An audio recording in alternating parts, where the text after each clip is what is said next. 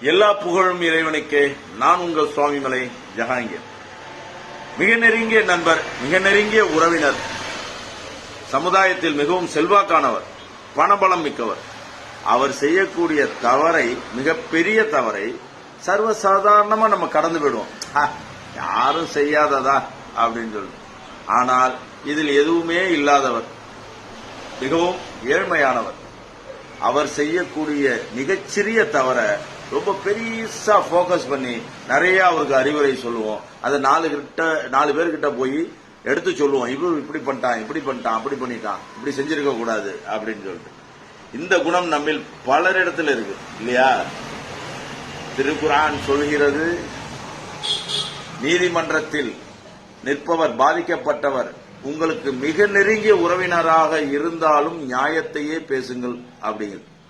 அதில் அர்த்தம் இருக்கா இல்லையா? Take care.